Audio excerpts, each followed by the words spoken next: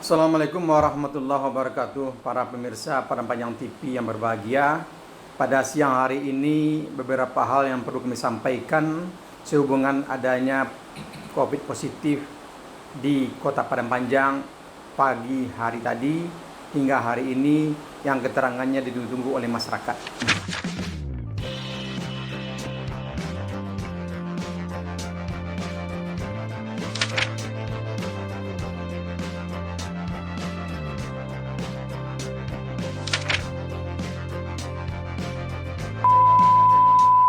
Bagaimana kelanjutan dari proses belajar mengajar di SMP yang ada di Kota Padang Panjang.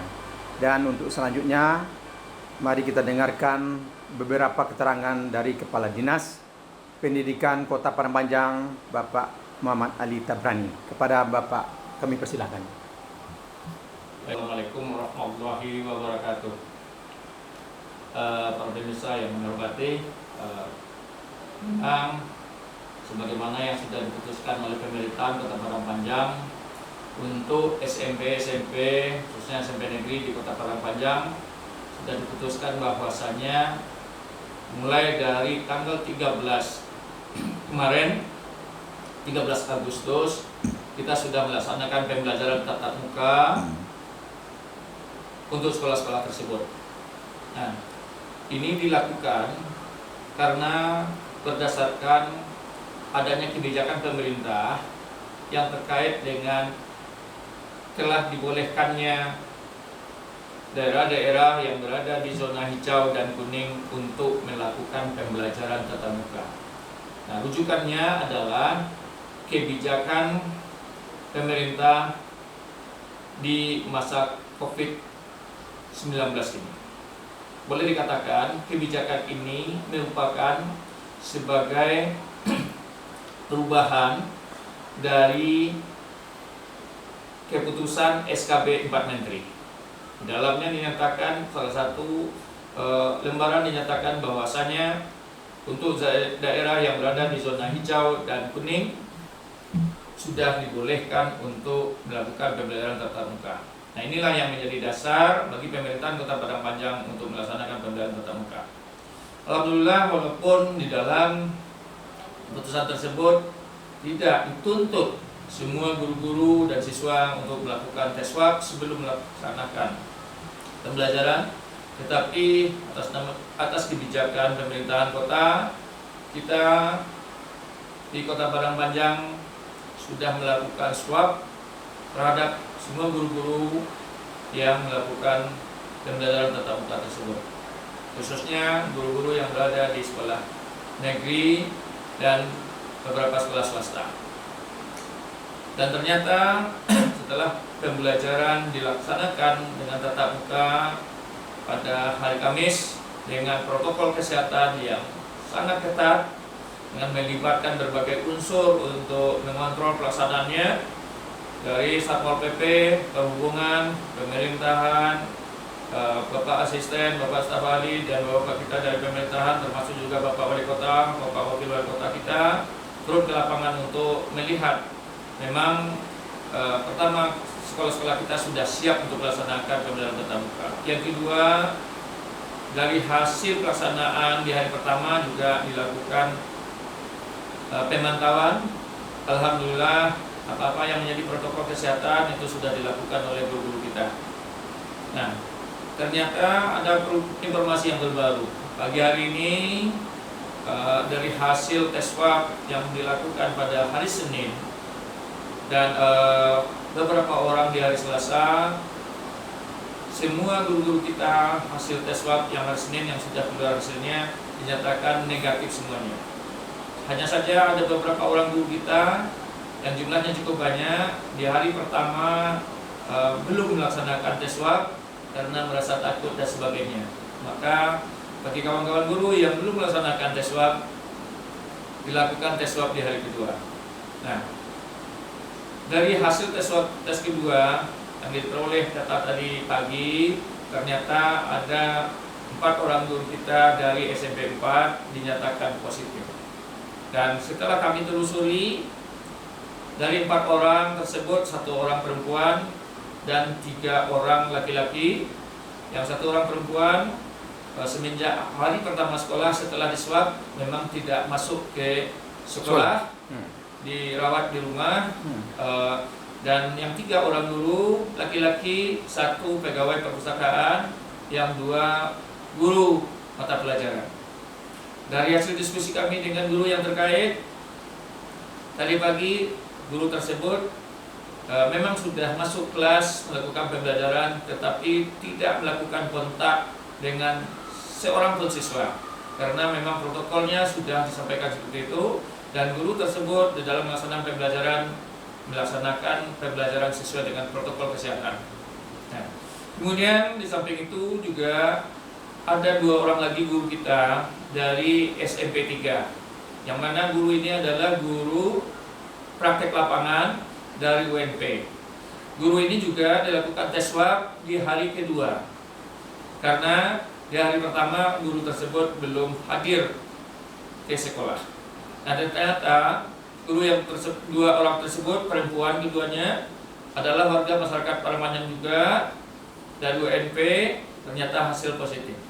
Dan apa yang sudah kita lakukan dari keputusan tersebut, bersama dengan Dinas Kesehatan yang dihadiri oleh Bapak Sekda juga, diambil keputusan bahwa kawan-kawan guru dari SMP 4 yang 3 orang dan 1 orang dari rumah itu dikarantina di rumah sakit, termasuk juga kawan-kawan guru yang di SMP 3. Nah, itulah hal yang terjadi. Kita berharap mudah-mudahan ini tidak berkembang, dan karena guru-guru tersebut diswab di tempat sekolah di SMP 2, dan ketika melakukan tes swab juga kontak dengan guru-guru di SMP 2 ada 18 orang guru, maka kita ambil kebijakan sementara guru-guru kita di SMP 2 kita swab semuanya kembali, ya. Siswa terus sementara diliburkan di SMP 2, SMP 4 dan SMP 3 sampai menunggu hasil swab guru yang dinyatakan positif tersebut. Sementara itu sekolah SMP 1, SMP 6 dan SMP 5 tetap melakukan pembelajaran seperti biasa yang direncanakan, dengan 50% belajar tatap muka, 50% dari rumah bergantian hari. Kita akan semakin meningkatkan sistem pembelajaran dengan sangat ketat kepada guru-guru kita dengan siswa-siswa kita terhadap protokol kesehatan ini. Mudah-mudahan ini tidak berlanjut lagi, ini selesai setelah tes swab kedua, dan kita berharap kembali belajar seperti biasa. Terima kasih. Assalamualaikum warahmatullahi wabarakatuh.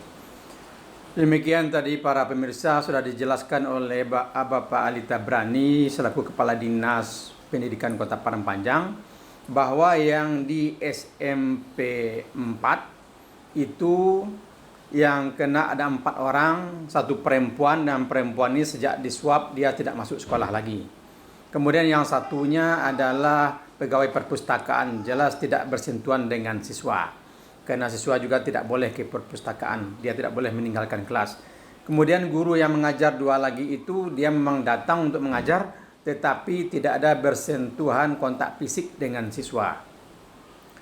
Kemudian ada 2 guru lagi di SMP 3, guru praktik lapangan, terkontaminasi positif juga, dan ini akan ditindaklanjuti pengambilan trackingnya terhadap guru-guru di SMP 3 semuanya.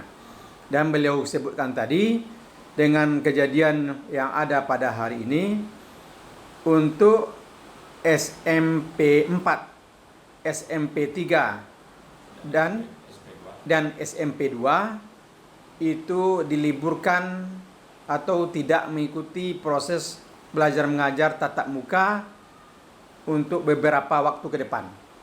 Tetapi sekolah yang lain, SMP 1, SMP 5, SMP 6 yang lancar-lancar saja, tidak ada COVID positif di ketiga SMP itu, proses belajar mengajar tetap seperti biasa yang diberlakukan sesuai dengan protokol kesehatan yang telah dilaksanakan selama 2 hari ini. Mungkin kalau ada penekanan lagi dari Bapak Kadis, kira-kiranya Pak Kadis, terhadap orang tua, terhadap orang tua. Terhadap orang tua bisa kita tambahkan, kita mohon bantuan orang tua. Yang pertama, tidak perlu terlalu cemas dengan kejadian-kejadian ini, karena anak-anak kita di sekolah-sekolah terkait tidak kontak dengan guru yang dinyatakan positif ini. Yang kedua, kepada orang tua diminta juga untuk lebih menjaga anak didik kita di rumah agar tidak keluar rumah, tidak bermain-main sehingga menimbulkan kontak dengan masyarakat luas yang terindikasi positif.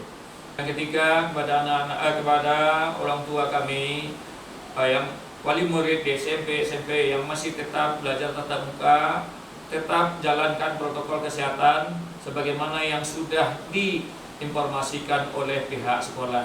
Mudah-mudahan ketika kita bersama menjaga-jaga ini, perkembangan positif dari virus ini tidak terjadi lagi di kota yang sama-sama kita cintai ini. Mungkin itu saja teman. Terima kasih Bapak Kepala Dinas. Demikian tadi para pemirsa sudah beliau tekankan bahwa kita jangan lengah terhadap bahaya COVID-19 ini. Selalulah taat dan patuh kepada protokol kesehatan, yaitu pakai masker, jaga jarak, hindari kontak fisik, hindari kerumunan, dan sering cuci tangan dengan sabun di air yang mengalir. Dan kepada orang tua, mudah-mudahan apa yang kita laksanakan pada hari ini tetap berjalan dengan lancar. Mohonlah doa kita bersama. Apa yang terjadi ini adalah kehendak dari Allah Subhanahu wa taala dan kita menjalaninya dengan ikhlas saja. Demikian, banyak maaf. Assalamualaikum warahmatullahi wabarakatuh.